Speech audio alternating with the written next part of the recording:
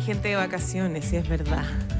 Mauricio Bustamante. Ya vergara tanto tiempo. Tanto Buenos días, tiempo, ¿cómo feliz estás año. tú? Feliz año, bienvenido. Acá seguimos, pues.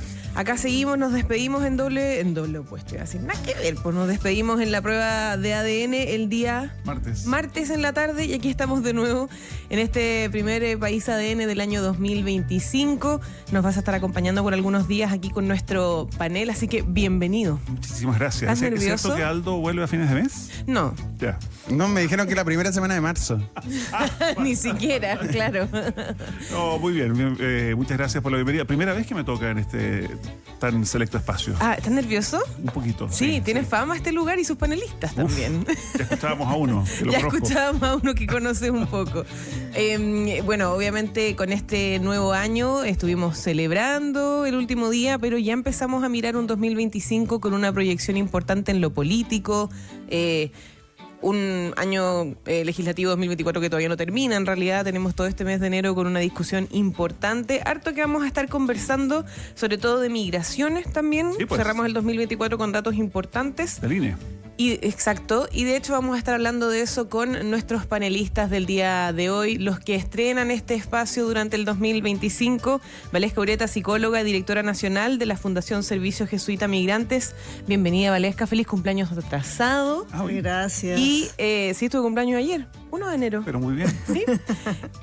Feliz año, Valesca, gracias por estar con nosotros acá, con Danilo Herrera también, cientista político, director ejecutivo de Factoría Pública. Feliz año, joven. Feliz año. ¿Cómo Muchas estás? gracias. Bien.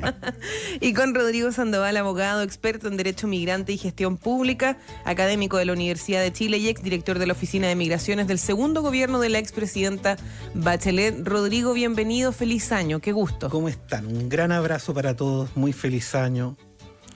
¿Cómo va a ser este año? Justamente Por de estaba pronto, pensando. año electoral, tema que le encanta a Danilo. Sí, yo creo que ya se está notando el año electoral. Yo creo que ya en el debate uno ya está notando que los argumentos y las estrategias de los actores políticos ya dejan de ir en el sentido de avanzar en los temas, sino más bien están preparando el reservorio de argumentos y de temas para la elección. Sí, lo compartíamos hace un ratito aquí con el ministro del Interior subrogante, con el ministro Cordero, a propósito de algunos dichos de la oposición, sobre todo el gobierno más sangriento y varias otras cosas. Digamos. Uno lo nota en el tema previsional, en donde ya parece que se dieron cuenta que de lado y lado parece que todos quieren que sea un tema electoral y por lo tanto no sé cuánto ánimo hay de algunos actores de avanzar en él. Lo vimos en la semana pasada en el tema migratorio, en donde a mí me sorprendió que un avance que hizo el gobierno en términos de incorporar la irregularidad dentro de aquellas personas que están siendo contadas aparece como una mala noticia por ciertos sectores. Un perdonazo, dicen también. No, más que nada como que decían que al hecho de en la estadística migratoria incorporar a las personas en situación irregular era una forma de normalizar la irregularidad, cuando es todo lo contrario. Pero ahí uno se pregunta, ¿a quién se le ocurre que un antecedente importante para políticas públicas, para cualquier clase de decisión que se quiera tomar en materia migratoria, a quién se le ocurre que saber cuántos migrantes tenemos es una mala noticia? Solamente aquel que no quiere avanzar en los temas. Sí, Valesca, ¿cómo lo ves? Porque efectivamente desde la oposición, sobre todo, hay senadores que hablan de que aquí se está ante un perdonazo. Bueno, lo hemos tocado en este mismo panel hace una semana.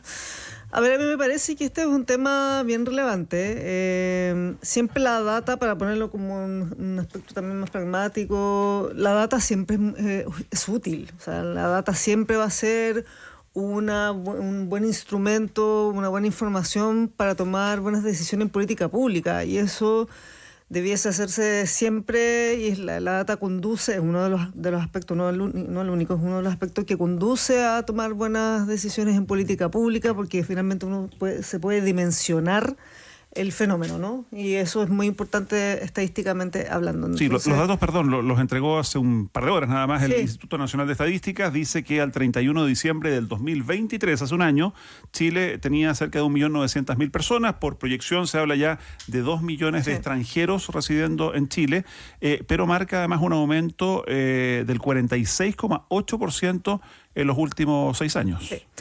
Bueno, y eso es importante justamente por la... Perdón, hay un matiz ahí, que para no dejar pasar un dato que puede ser confuso. Lo que pasa es que este año hubo un cambio en la metodología. Es muy relevante eso. Entonces, hoy día se incorporan en la cuantificación todas las personas que fueron empadronadas y aquellas que aparecen en el sistema electoral como requirientes de servicios Y de educacionales, educación pero que también, no se encontraban en regularidad migratoria. Eso, por definición, te incorpora cerca de 190.000 y tantas personas. Entonces, lo que hay que comparar es peras con pera y manzanas con manzana, y el aumento con relación a la misma metodología es de 80.000 personas en ese año. Si nosotros aplicamos la misma, y si nos vamos con la medición antigua, el aumento fue de 50.000 personas. Es decir, para no equivocarnos con el dato. Sí, obviamente se incorpora dentro, como decía Rodrigo, ese número que es importante finalmente, porque mientras más precisos seamos con la data y con el levantamiento de información, más precisos vamos a ser eventualmente con las políticas públicas, que es la idea.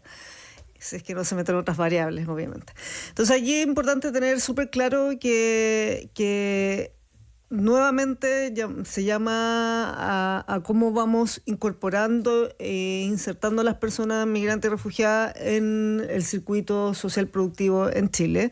Convengamos que más de casi el 80%, si uno suma los rangos etarios, son personas que están en la edad laboral. O sea, casi el 80% de este número está en edad laboral, y por lo tanto es un dato bien importante en términos de lo productivo, ¿no? De cuánto esto también puede ser un beneficio en la dinamización de la economía, que lo hemos hablado también latamente acá.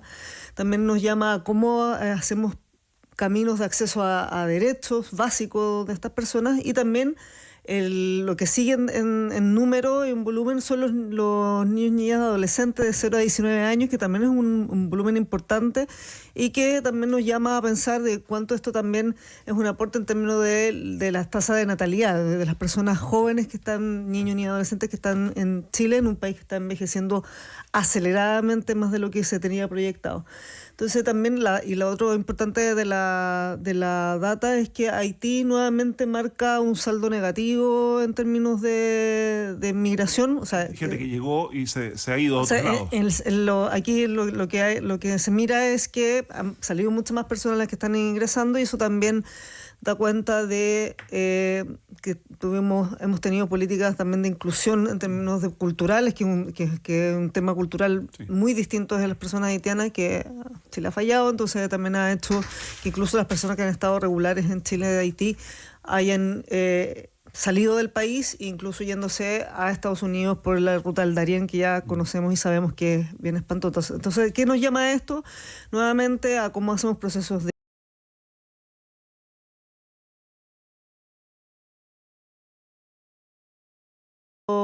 productivo, formal, laboral, en especial, que permita que haya una ganancia para todos y todas los que vivimos en Chile. Entonces es importante también que estas datas nos vayan mostrando los caminos y que no, o sea, el tema político finalmente va enlodando. ¿Y por qué se dice que esto es una buena noticia? Es una buena noticia que sepamos. O sea, estar a ciegas con la política pública es una pésima noticia, y esto es una muy buena noticia, y que nos va a permitir, y que si tenemos altura de mira como país, tomar buenas decisiones. Perdón, Exacto. Y una población migrante, Danilo, y esto lo alcanzamos a conversar en nuestros programas previo a las elecciones municipales, que podría ser determinante también en materia electoral, ¿o no?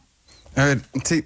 Es un tema relevante porque los extranjeros con 5 años en Chile pueden votar. Entonces, ya llevamos alrededor de un 5% del padrón es extranjero. En algunas comunas como Santiago, la comuna de Santiago, Independencia, más del 30% del padrón. O sea, es un montón. Y esto ha cambiado las formas de hacer campaña. Ya recordamos a Mario Desbordes, que es el alcalde en ejercicio de Santiago, haciendo campaña con muchos migrantes venezolanos en el centro de Santiago. Y es un debate que tenemos que dar. Y quizá hay gente que nos está escuchando, o de los presentes, que se va a enojar, pero yo creo que hay que repensar esto. Y como en la mayoría de los países, darle derecho a los migrantes residentes para las elecciones locales, y para las elecciones nacionales le hace Parlamento, Congreso y presidenciales solo nacionales. Y es un debate que tenemos que dar, sobre todo porque ya tenemos un 5% del padrón. Por ahí leí un estudio que en 5 años más podemos llegar al 10%. los chilenos nos estamos muriendo, entonces el padrón va a seguir, el padrón electoral migrante va a seguir creciendo. Es un debate al menos que tenemos que dar en Eso este es lo que contexto. mencionaba Aleja con respecto a tener los datos también para eso, no solo para la política pública. No lo sé. No sé si para esa decisión hay que mirar los datos. Yo creo que hay una cuestión, hay una definición que hay que tener como sociedad respecto de qué espacio de participación se le da a la población extranjera y desde qué momento y en qué modalidad. Que es una definición que es legítima, es una discusión súper válida. Lamentablemente es que ese es el problema cuando la tenemos, por eso digo que no sé qué tan convenientes sean los datos, porque finalmente cuando se empiezan a traer aguas a la sardina de cada uno, es decir, cuando cada uno lo empieza a ver por su conveniencia, se desvirtúa la discusión. Pero aquí hay una conversación que hay que tener. Primero, ¿qué espacio le quiero dar al extranjero para que participe o para que altere o para que intervenga en las decisiones fundamentales de la sociedad? Alguien podrá decir que vengan y participen en todo. Yo creo que hay que moderar esa opinión. Yo creo que por lo menos uno tiene que... Aquí es donde se nota la falta de fanatismo en las posiciones sobre el tema migratorio. Yo, siendo una persona muy abierta a la migración, yo creo que sí hay que repensar hacia la baja el nivel de participación política que tienen los migrantes y el momento desde el cual la tienen, porque precisamente una irrupción tan dramática como la que describe Danilo puede significar problemas de cohesión social si nosotros permitimos que finalmente sea una cultura que con esta rapidez determina de forma tan directa el curso, por ejemplo, de los gobiernos nacionales.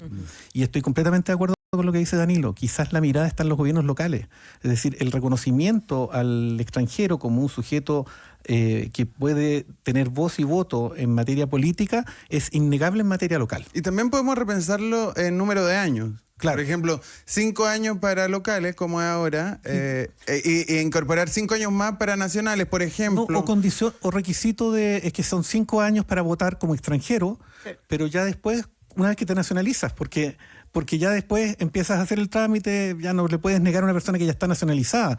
Yo lo dejaría en 5 años. Yo lo único que quiero decir sobre este punto es que al menos tenemos que discutirlo, porque no se está discutiendo. Se discutió en la anterior, en el año pasado se discutió con el asunto del voto obligatorio y la multa, que los migrantes no necesitaban multa y empezamos a discutir. Y que ya al respecto dijimos de que eso. ante una elección no era conveniente discutirlo. Claro, y lo vamos a volver a hacer este año. Y además en el marco de que vamos a tener que volver a poner la multa, porque la multa que se aprobó el año pasado era solo para las elecciones del año pasado, entonces hay que volver a hacerlo. Yo creo que ahí es importante también la discusión, pero también me parece relevante que hay un sutil límite con el tema de nacionalidad. Entonces eso me parece porque... O sea, según los datos del INE, prácticamente la mitad de los extranjeros catastrados en Chile son venezolanos. Sí. Y el tema de nacionalidad me refiero a como cuando se entrega la nacionalidad, porque esto perfectamente se puede tomar como entreguemos la nacionalidad en 50 años. Entonces eso también es súper importante. Cuando tú ves el tema de voto, entonces también hay un sutil límite de cuando una persona está sentada, ya tiene un proyecto de vida en el país, poner en discusión la nacionalidad y que se meta la variable política, eso puede ser nefasto en términos de que las personas puedan obtener su nacionalidad, no sé, 50 años. Es que yo me quería referir puntualmente y plantearles el tema de los venezolanos, porque en un par de días más, el 10 de enero, debiera asumir el nuevo gobierno de Venezuela por los próximos 6 años, 2025-2031. ¿Quién llega al gobierno? Edmundo González, quien reclama que ganó la elección, hoy día en España, dice que va a volver a Venezuela. Y por el otro lado sabemos que el actual gobernante está ahí y no quiere soltar nada.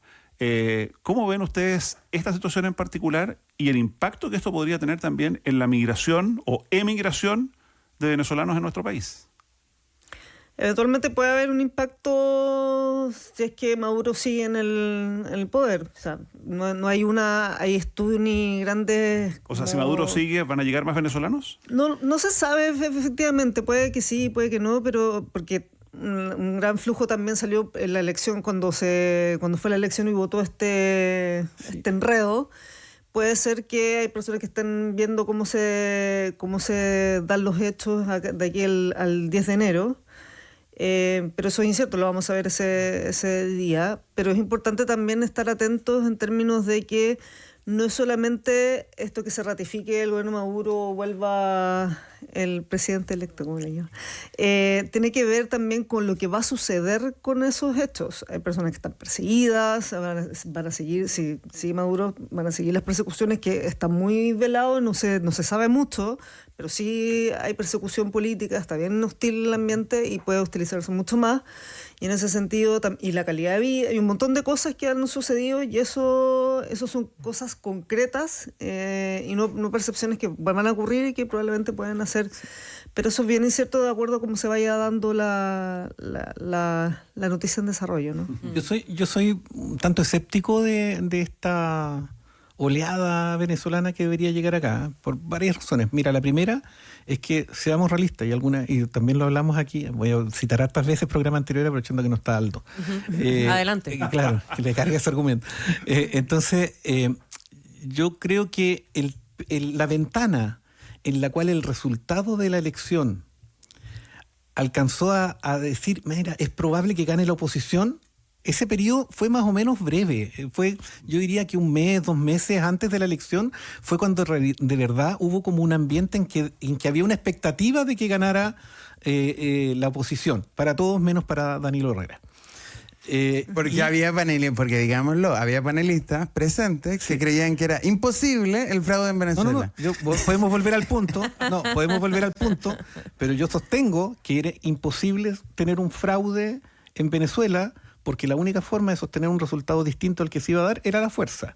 Y creo que no hay ninguna discusión de que el fraude no se produjo, porque finalmente es evidente que ganó la oposición, porque están las pruebas, en ese sentido, porque hablamos del sistema electrónico, de hecho. Así que mantengo el punto, digamos. Pero volviendo a esto, la ventana fue como de 1 mes, 2 meses. Entonces, la cantidad de personas que definieron su decisión migratoria en relación a la elección, yo diría que fue bastante acotada.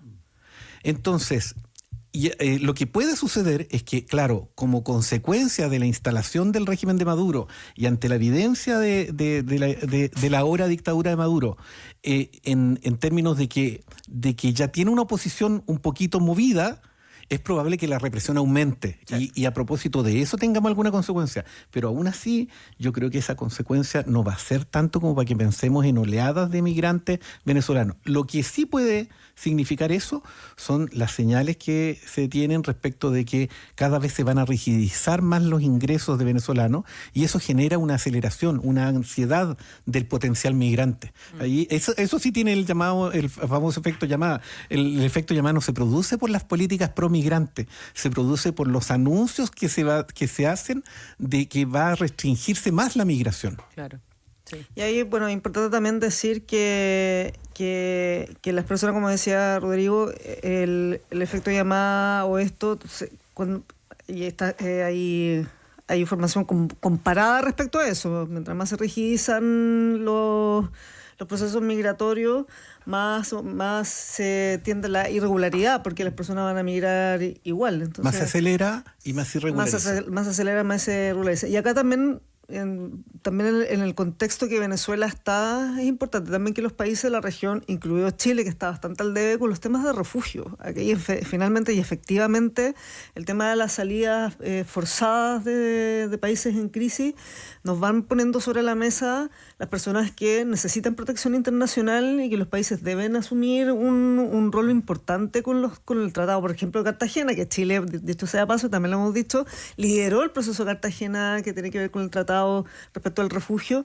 Cómo también vamos a hacer frente a una tasa de refugio muy baja en Chile, bajísima frente a la crisis que estamos viviendo, y cómo el 10 de enero probablemente las personas que salgan, y que no vayan a ser una gran oleada, pero las personas que salgan son efectivamente las personas que van a requerir protección internacional de todos los países de la región, Chile incluido, y que eso nos tiene que hacer pensar en que son personas que van a venir perseguidas, que su vida va a correr riesgo. Bueno, Cartagena amplía la definición de refugio, donde de sus países de origen no tienen la posibilidad de vivir y de poder tener subsistencia, incluso corren en riesgo su vida. Entonces, acá hay una alerta importante respecto a la protección internacional, que tenemos que estar súper alerta y que Chile tiene que, dado que lideró el proceso de Cartagena, estar a la altura de esos procesos que se van a venir. Ahora, sí, hay uno de los temas que nos dejó el 2024 en ese sentido, fue justamente también la por así decirlo, crisis migratoria que arrastra a Chile hace mucho tiempo y sobre todo también en términos, vamos también más allá de los datos a lo social mismo, o sea, la convivencia. Ese ha sido un tema súper importante y que también lamentablemente se ha aprovechado por lados políticos, cualquiera sea el color, para algunos discursos también y también incluso como con fines electorales, pensando incluso en lo que fue la elección municipal. ¿Ustedes cómo ven esa parte de esto? Porque una cosa es el proceso político de la migración y otro tiene que ver también con lo que se da aquí en la convivencia, la sensación ciudadana de la migración. Oye, en eso, perdón, del discurso político, se lo preguntábamos temprano al ministro Cordero, ministro subrogante de Interior hoy día, y él hablaba de métodos perversos que estaba utilizando la oposición en estos discursos, tanto en materia de seguridad ciudadana como en materia migratoria. Yo igual creo que tenemos que hacer algo, tenemos que meter algo de autocrítica acá, porque los temas de frontera y expulsiones han monopolizado el debate público y de los medios de comunicación.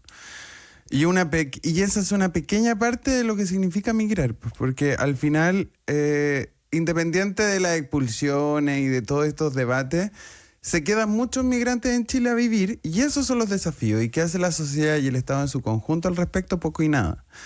Que el impacto en la economía, los servicios sociales, la identidad nacional, la cohesión social, la integración cultural, son temas relevantes de los que no nos hemos hecho cargo. Y ahí está... y si no nos hacemos cargo va a seguir aumentando el racismo, va a seguir aumentando la xenofobia y eso es relevante discutirlo y es relevante ponerlo sobre la mesa. Veíamos el fin de semana, no me acuerdo si fue Año Nuevo o antes, un parlante enorme en Estación Central que decía cámbiense de barrio si no les gusta. Bueno, ese tipo de cosas hay que discutirlas e ir tomando posiciones al respecto sin el avance, sin usarlo como moneda electoral, claro, en esta época. Igual va a ocurrir. Es que para una parte de la población sigue siendo un tremendo tema y quiero incluso salir un poco de nuestras fronteras y tomar el tema que conocimos ayer también, a partir del atentado en Nueva Orleans, de este atropello que ha causado hasta el momento 15 personas fallecidas. La primera respuesta del presidente electo Donald Trump, que asume el 20 de enero, es contra los migrantes.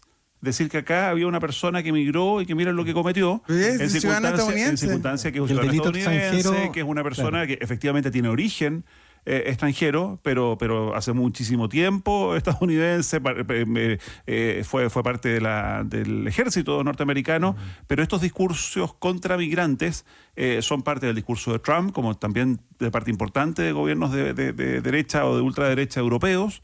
Y latinoamericanos también. Y lo vamos a ver acá también en este año. Es que es súper clave lo que dice Danilo. Y lo dijo, fíjate que lo dijo de forma muy sintética y muy didáctica, porque evidentemente el discurso, el debate migratorio está situado en los temas de frontera, quién vamos a dejar entrar, quién no vamos a dejar entrar, etc. Y el tema de las expulsiones, que son dos precisamente de los temas en los cuales el Estado tiene menos juego.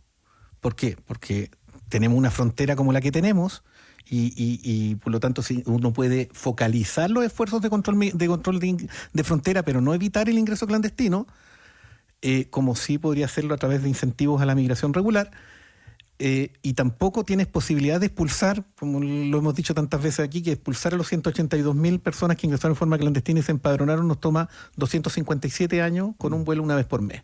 Entonces, esas dos cosas no se van a resolver. Y por lo tanto, el gran debate está en qué está pasando en el territorio. Y es lo que dice Danilo. Este mismo tema de la convivencia, el mismo tema de la marginalización, porque mientras no se resuelva la situación migratoria de estas 182.000 personas, son a lo menos 182.000 personas y varias más que están trabajando en forma clandestina, trabajando en forma irregular, fomentando la economía clandestina, generando problemas de inconvivencia. Y generando, yo lo vengo diciendo hace mucho rato, nosotros en 10 años, en 7, 8, 10 años, estamos haciendo más por la exclusión social y por la segregación social que lo que Francia hizo en 60 años y hoy día se están...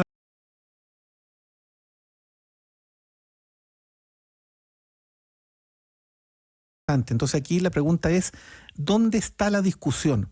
¿En los temas equivocados, expulsión y control? Claro. y también en los actores equivocados, porque yo no logro entender por qué permitimos que parlamentarios que no demuestran ningún interés en entender el tema del que hablan, porque cuando van las personas de las organizaciones que saben de este asunto, se ponen a jugar al solitario o se dedican a hacer cualquier cosa menos poner atención, y esto me consta que es así. Son esas personas las que nos van a decir lo que es la migración, nos van a decir cuáles son los elementos técnicos que hay que tener en razón de ello, y no estamos escuchando a los que saben, y además a los que de verdad gestionan la migración, que son los alcaldes. Es decir, los alcaldes son las personas que día a día resuelven todas las cuestiones que significa el impacto de la migración en el territorio. Y tú tienes toda la razón, Mauricio. Aquí no hay que criminalizar al vecino que siente que su calidad de vida se ve afectada como consecuencia de una migración mal gestionada en el territorio. El ejemplo de la señora de 80 años que está en el barrio Yungay y que abre la puerta y de repente se da cuenta que sus vecinos de toda la vida fueron reemplazados por personas de otras razas, de otras costumbres, de otras formas de ocupar el territorio, el espacio público, tiene una legítima razón para preguntarse en qué momento votó por eso y hacerse preguntas respecto a cómo le va a afectar. Pero nosotros por muchos años hemos dicho que esa señora, por hacerse esa pregunta, es xenófoba. Entonces, cuando viene un candidato que legitima esa pregunta, aun cuando a esa pregunta le dé una respuesta absurda como expulsar a los migrantes o decir que son todos delincuentes, finalmente le estamos regalando ese electorado, le estamos regalando a esas personas, porque nosotros criminalizamos las preguntas en lugar de procesar adecuadamente las respuestas. Y aparte que no se resuelven los temas, como que al final son promesas que no se van a cumplir. Entonces, lo que le decimos a esa señora, que su barrio no va a estar con X y Y personas, eso no se va a cumplir. Entonces, eso también es súper relevante, porque finalmente son promesas no cumplidas y una frustración constante y no una gestión que sea inteligente respecto a cómo convivimos y cómo nos hacemos la pregunta de cómo Chile va a convivir con la diversidad que el país tiene hoy. Y desde el punto de vista político, yo que soy una persona, aun cuando le cueste reconocerlo a Danilo, de centro izquierda, digamos. Cada uno se puede identificar incluso muy de izquierda. Bueno, estamos en una época en la cual uno se autodefine, ¿no? Exacto. Entonces, pero yo siendo eso, creo que el gran pecado de la izquierda del día de hoy ha sido el negarse a la legitimidad de ciertas preguntas y dejarle el espacio para las respuestas absurdas a esas preguntas a una derecha que cada vez es más populista y da respuestas más simplistas. Y ese espacio se lo regaló la izquierda. Y yo no sé si en algún momento lo vamos a poder recuperar por distintas razones. Ya estamos hablando del cambio de la matriz del padrón electoral. Pero creo que el gran pecado, cuando con la distancia de la historia de los años se evalúa esta época, yo creo que el gran pecado de la izquierda ha sido precisamente la arrogancia, la soberbia y el negarse a ciertas preguntas que eran completamente legítimas.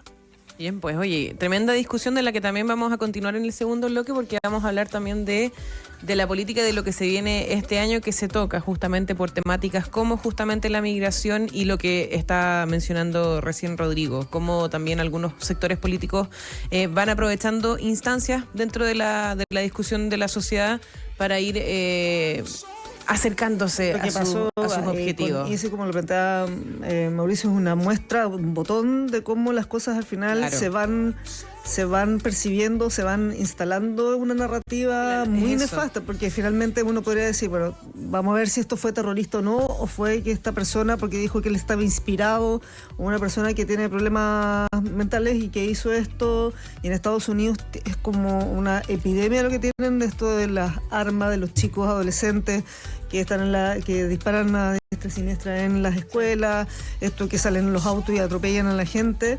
Y hoy sale esta persona que es un ciudadano norteamericano, que tiene un nombre que es árabe y por lo tanto puede ser terrorista y el tema es la migración. Entonces como que esos análisis tan simplistas de un fenómeno que es social instalado en Estados Unidos, que trasciende a la nacionalidad o a la ascendencia de las personas, se termina llevando el tema migratorio, lo mismo que pasa acá. El tema de la seguridad y la criminalidad se te lleva al tema migratorio. Entonces, como estos análisis o estas causas-consecuencias simplistas te dejan sin maniobra al final para poder resolver un tema que tienen distintas variables y que se debe resolver de distintas veredas. Perfecto. Bueno, hacemos País ADN con Valesca Ureta, Danilo Herrera, Rodrigo Sandoval. Vamos a una breve pausa y ya volvemos.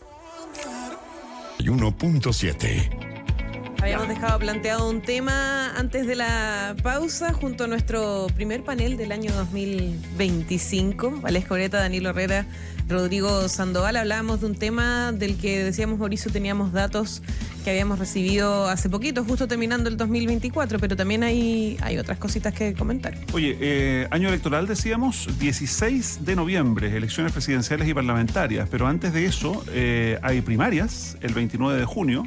Yo creo que son el 8 de julio.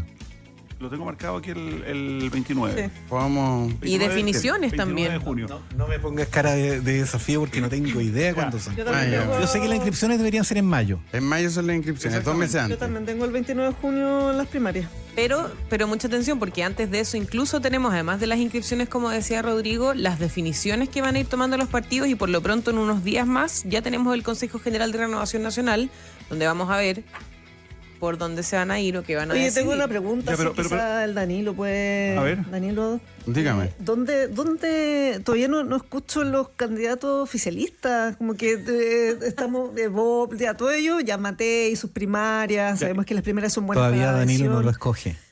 No decide Y que iba lo mismo. candidato. ¿A cuánta gente ven en la papeleta presidencial en noviembre próximo? Tú decías que venía grande, ¿no? O sea, primero voy a responder la pregunta de Valesca, pero primero quiero hacer el punto en las 6 derechas. De hecho, debería escribir una columna al respecto. Lo voy a- 6 derechas. 6 derechas, porque aunque Evelyn Matei es la mejor perfilada, tenemos a Jimena Rincón, en Demócrata, Franco Parisi, del PDG, que deberían o han dicho que van a llegar a primera vuelta. Ya. Las primarias de Chile Vamos, que si hay o no primaria, puede ser Evelyn Matei la candidata de Chile Vamos. José Antonio Caz, del Partido Republicano. El Partido Social Cristiano ya Rojo Edwards. ya oficializó primarias legales con Edwards, el senador Castro, el senador Edwards, el senador Castro, el diputado Arroyo y la diputada Humada. Que se entiende porque ese camino le funcionó muy bien para las municipales. Y sabrás tú que eres penquista. Absolutamente. Y Johannes Muy a Kaiser. mi pesar en estos días, digamos. Y Johannes Kaiser, que es del Partido Nacional Libertario. Ya. Entonces ahí hay 6 derechas que podrían llegar a primera vuelta. Podríamos forzar quizá Rincón y Matei tienen un acuerdo para entrar en la lista parlamentaria, porque eso también es clave. Ya, La- ¿Y en el oficialismo? en el oficialismo... Contéstame la pregunta. Ya, bueno, hasta el momento Vlado Mirosevic está corriendo solo en una primaria que no ha participado, pero debería, No tiene todavía no tiene contrincantes, pero debería renunciar Carolina Toá al Ministerio del Interior y ser candidata, y si no, está sonando la Goff Weber en ese ticket, Siempre que no sea Carolina Toa. siempre que no sea Carolina Toá, claro. En el lado del Frente Amplio suena Gonzalo Winter, que dicen que tiene muchas ganas, pero... O Beatriz. O Beatriz Sánchez, porque dicen que es impropio tener una primaria oficialista sin una mujer en la papeleta. Entonces quizás Beatriz Sánchez aparece. Hasta Jaime Mulet dice que quiere... Él dijo que no, pero. Más o menos. Ya, La pero- Federación ya, pero- Regionalista Verde Social. Porque los que han dicho que no es Bachelet, Bodanovich, Tomás, porque también en el Partido Socialista suena Paulina Bodanovich, Elizalde también lo quieren intentar convencer, Claudio Rego también dijo que no. Y hay otro partido bueno, el PC no tiene nombre, pero el Partido Radical, José Antonio Gómez quiere volver a competir en una primaria. Ya, pero a mí me pasa Más, ya. perdón, el incombustible Marco Enrique Jomina. Es que Marco Enrique Ominami, el Partido Radical, tiene un par de amigos en el Partido Radical, pero yo creo que Marco Enrique Ominami va a llegar a primera vuelta, como siempre. Igual que Eduardo Artés, Siempre. que también va a llegar a primera vuelta. Yo se lo aseguro. Ya, pero Y este ya camino- voy como en 15 nombres ahí. Y este camino del grupo Concertación que está armándose, ¿Quién? ¿Qué? se supone que hay muchos viejos estandartes que están tratando de reunirse y que pretenden ordenarse atrás de alguna candidatura sí, pero a mí con olor a nariz grande. Sí, No. Y mi pregunta era, porque ya sabemos que, convengamos que Matei es la candidata y está bien que vaya a las primarias porque lo hemos hablado aquí y fuera de micrófono, y que es importante las primarias y que hayan otros candidatos por la adherencia que van generando los otros partidos para poder después ya ir con todo con el candidato, que en este caso es la derecha. Casi Igual seguro depende que- de la primaria, porque si te dicen no te metieron reo por lindo en un debate de primaria, también eso perjudica la visión del candidato. Pero en teoría, ya. Sí. Mi pregunta va, ¿esto la Matei del oficialismo? Esa es mi pregunta, porque el resto es como que ya vamos por lo mismo, la misma lógica, la adherencia y de la coalición. ¿No Bachelet hasta ahora? No, pero es que sí ha dicho que no. ¿Que la SOA no ha querido? Bachelet, Claudio Rego y Tomás Bodanovich han dicho que no en todos los tonos. ¿Y tú no ves candidatos emergentes? Yo creo que ya no. O sea, no. Un yo Boric creo que nos ya. sorprenda. Yo quizás así con un como- tiempo más habría Pero visto yo con otro- interés. Ah, ¿A quién? ¿A quién? ¿A ti? No, me voy a pegar. A Danilo. No, a Frei creo Ruiz Tagle, a yo creo decir. que Cordero se va a transformar en un actor como muy relevante en algún momento, porque a mí por lo menos me ha sorprendido mucho el coraje político con el que él ha estado interviniendo. Se ha metido en varios temas que no le significan nada de ventaja y que él está empujando adelante. La propia regularización de migrantes, es decir, no sé a quién se le ocurre que puede ser una oportunidad para él el promover algo así, sin embargo lo hace por razones de responsabilidad política, y yo creo que eso a largo plazo termina definiendo a personalidades que son interesantes, y yo creo que ahí hay una cosa interesante. Yo creo que le falta el tiempo, no va a dar, pero me parece... O sea, lleva 2 meses en el cargo, 2 meses y medio, desde que asumió el 17 de octubre, y nos confidenciaba esta mañana, lo tuvimos entrevistado en ADN Hoy, que ser subsecretario del Interior es como 60 veces más trabajo que ser ministro de Justicia. Y es cierto. Es cierto. Sí, total. No, yo creo Lo que comentábamos yo creo también que cuando surgió a mí su nombre. yo me he dedicado a relevar bastante el rol de Luis Cordero, aun cuando soy de los desencantados del gobierno, pero creo que es importante valorar cuando aparecen virtudes, aun cuando no sea el gobierno en el que uno se siente afín, pero aparecen virtudes en ciertos actores que son las esperables en política, y yo creo que el coraje es una cosa que hace mucho rato que no vemos en ciertos actores políticos, el decir lo necesario aun cuando no sea lo conveniente, y creo que en ese sentido aportan que aparezcan figuras de esas características. No sé si le dará el espacio y todo, pero yo por lo menos le pondría mucho ojo.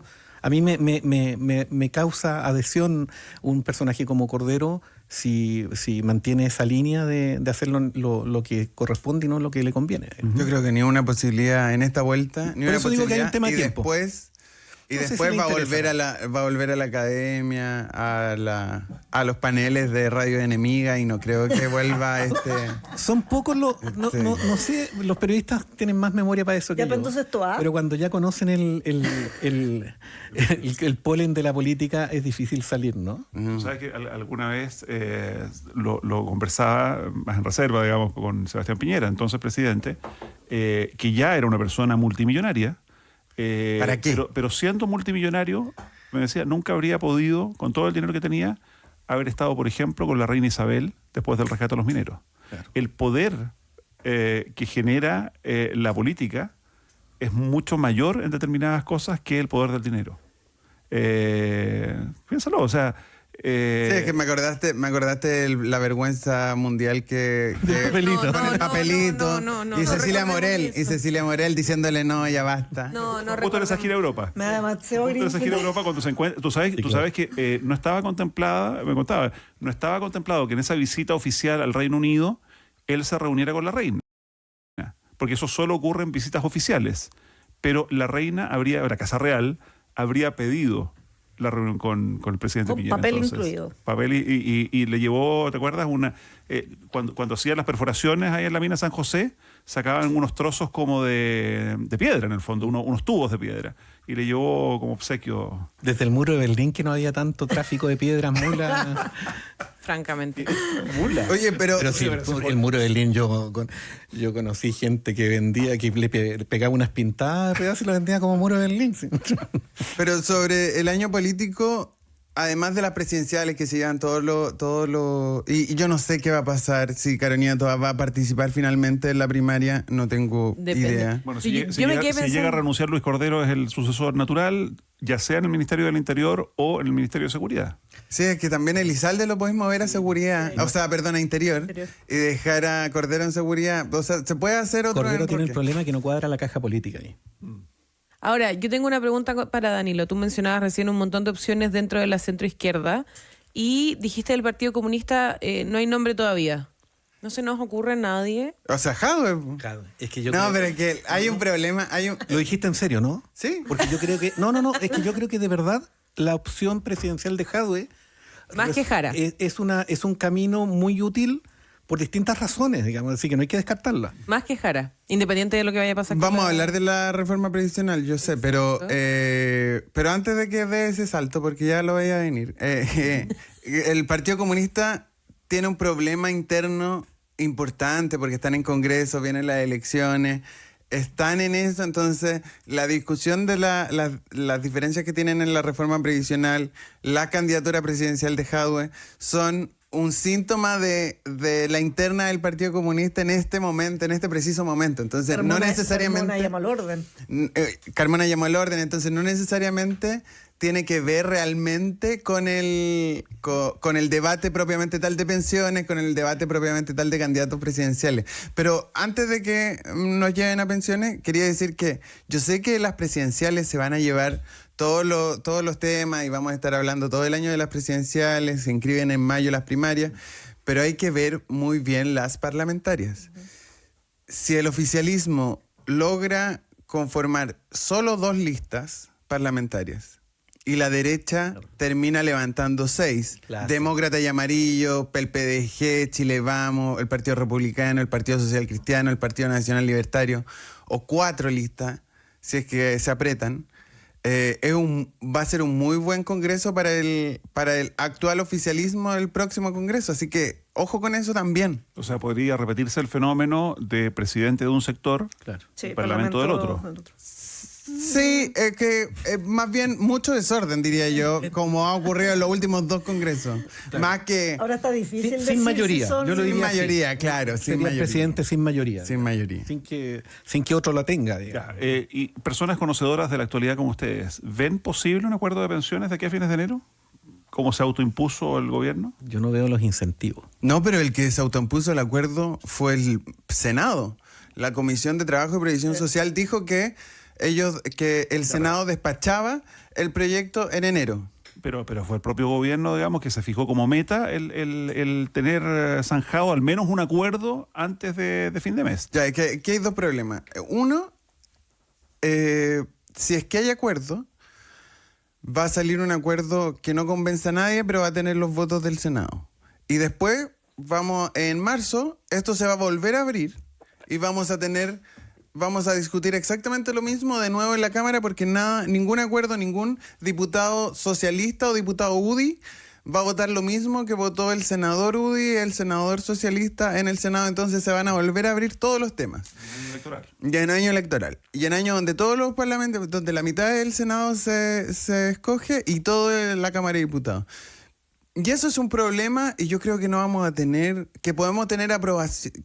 ¿Se puede despachar del Senado una reforma previsional en enero? Creo que es posible, da lo mismo, pero creo que es posible. Creo que el 23 es el último día de trabajo del Congreso. Pero, de trabajo en sala, digamos. Pero eso no implica que vamos a tener una reforma de pensiones al final de este gobierno. Pero dicho eso, ya han pasado 2 semanas y Matei todavía no nos explica cuáles son las consecuencias graves de las reformas de pensiones que ella tuiteó el 22 de diciembre. ¿Cuál es la explicación a esa entrada en la discusión? No sé si decir la entrada en la discusión, pero a esa... O sea, yo sé que empezó tarde a estudiar este tema porque a pesar de ser exministra de Trabajo y Previsión Social, aún no sabemos nada de la prometida ronda de conversaciones con economistas y expertos. Como que tiró esa bomba el 22 de diciembre y todavía no sabemos nada. Leí no recuerdo dónde, creo que la tercera del fin de semana, una entrevista de Cruzcoque, un poco indignado lo vi por esto. Y los otros senadores de la comisión, el senador Galilea, el senador Coloma, estaban un poco descolocados. O sea, la senadora RN por Antofagasta, que no recuerdo cómo, Núñez, dijo que era impresentable que la candidata presidencial no le haya avisado a los senadores de la comisión. A ver, 2 cosas. Una, le voy a regalar un dulce a Danilo. Hay que revisar en qué hizo su tesis para egresar como ingeniera comercial, creo que es el título. Doña Evelyn Matei. ¿Egresó como ingeniero? Economista. No recuerdo, economista, no tengo idea, pero búscate el tema de la tesis y creo que va a ser miel para ti. Segundo, Danilo de inmediato a buscarse. Economista, decía... es que yo recuerdo que yo recuerdo que Pero yo creo que no se tituló. no lo sé, pero yo lo que recuerdo es que cuando yo estudié el tema previsional en la universidad, había un texto académico de Evelyn Matei sobre el tema previsional en el informe Prat, no recuerdo bien cómo era, pero algo aparece por ahí. Lo que quiero decir con eso es que la cercanía de ella con el tema previsional no es de cuando fue ministro, sino que es muy anterior. Ya lo había estudiado. Por lo tanto, más sorprende que ella se demore tanto en aparecer con algún argumento en ese sentido. Pero yo creo que la explicación no está en la demora en estudiar el tema. Yo creo que aquí lo que estamos viendo es un camino, es una estrategia. Y me llama la atención que esa estrategia provenga de un círculo cercano de la candidata Evelyn Matei, que se supone que está construido por gente principalmente de Evópoli, como una herramienta de poder ampliar su base electoral. Y sin embargo, los consejos que parece que le está dando esa gente no van por el lado de lo que uno pudiera decir. Cuando hablamos de esto la vez pasada, donde Danilo preguntaba cuál fue, y vuelve a preguntar porque todavía no lo sabemos. No, y lo voy a seguir preguntando, sí, perdón. Hasta que sepamos. Obvio. Es que lo dijimos, y una de las razones que se nos ocurrían en ese panel, recuerdo, es como súper electoral, que bueno, en términos de asesoría, y convengamos que está cuestionable, pero era como: no me caso con que sí, porque estoy buscando también la venia o los votos de la extrema derecha, que siempre va a decir que no. Entonces lo dejo ahí como que lo voy a estudiar para que la extrema derecha, que siempre puede más, hemos dicho, captar esos votos o esa adhesión. Y por otro lado, no decir nada concreto, porque finalmente a este público tiene que convocarlo, y al otro público no le puede decir que no estoy de acuerdo tampoco, entonces dejarlo como en el limbo, cosa de nunca quedar mal con nadie. Como que esa finalmente era una de las tesis que vimos, porque no se entendía, porque hasta ahora también no está planteando nada. El tema es que uno está viendo en varias áreas en las cuales no se está avanzando, es decir, las intervenciones de la candidata Matei no van en el camino de avanzar en las soluciones a los temas, sino en dejarlos abiertos para que sean espacio para discusión en un periodo electoral. Esta es una hipótesis que uno puede plantear en este momento. Lo estamos viendo en el tema previsional, lo estoy viendo en materia migratoria, seguramente van a aparecer otras cosas en el periodo que está por llegar, porque lo que uno está viendo es que no hay, generalmente uno observa un perfume de lo que se quiere en un gobierno en esta época. Y lo que uno está viendo es eso, digamos. Sí, pero el tema del legado, que comienza lentamente a instalarse. Ahora viene esa discusión. Que comienza a instalarse. Yo sé que queda 1 año o 2 meses de gobierno, pero ¿por qué va a ser recordado este gobierno? Si no pudo las 40 horas, el sueldo mínimo de 500.000 pesos. Yo creo que hay de dónde agarrarse. Es que ahí entramos a tu desesperación de siempre. ¿Cuál? El que no logran ver su oportunidad, si lo hemos hablado tantas veces acá, si Danilo llega pegándose en la cabeza acá. Hemos hablado de las buenas comunicaciones. Sí, pero esto lo hemos hablado muchas veces. Un saludo a Paredes. Marketing, y Aldo que se enoja con este tema. Pero, está el marketing. Pero claro, porque al final Danilo siempre dice, mira, recuerdo que lo hablamos a propósito del acuerdo en CAP, no me acuerdo, en varias cosas, varias veces lo hemos dicho. Muy buenas noticias que tiene este gobierno, algunas que a mí no me parecen buenas noticias, pero en el relato sí lo son. Y no las ocupan, no las ocupan. Tienen un talento para, cuando tienen una buena noticia, taparla con una mala, pero parece que lo buscaran. Entonces hay un problema ahí de cómo se gestiona. Yo no sé cómo se va a estructurar el relato, porque el legado no es solamente un listado de ideas, no es un listado de buenas noticias, sino que tú tienes que darle un relato, porque tiene que responder a una consistencia programática, aun cuando sea un programa que se te vino encima y no con el que llegaste al gobierno. Entonces yo creo que hay un Para construir ese relato necesitas una lista de supermercados, y yo creo que la lista de supermercados la tenemos. Estoy completamente de acuerdo. Yo creo que tienen cosas que mostrar. Incluso en materia de seguridad o en materia migratoria. Hay decisiones que yo no estoy de acuerdo en materia de seguridad y en materia migratoria. Pero las puedes vestir como logro. Claro, si tú quieres estructurar que hiciste la pega, aun cuando no es la pega que yo creo que había que hacer, pero tú tienes para construir. Pero lo que pasa es que hay un problema comunicacional, que es el que estamos acusando, en que no hay una capacidad para hacerla, y en donde los voceros, porque también aquí el gobierno de Boric se equivoca en darle vocería, en darle credibilidad como voceros a actores que pueden no ser del gobierno, pero que no le hacen mucho favor al gobierno. ¿Cómo quién? Winter.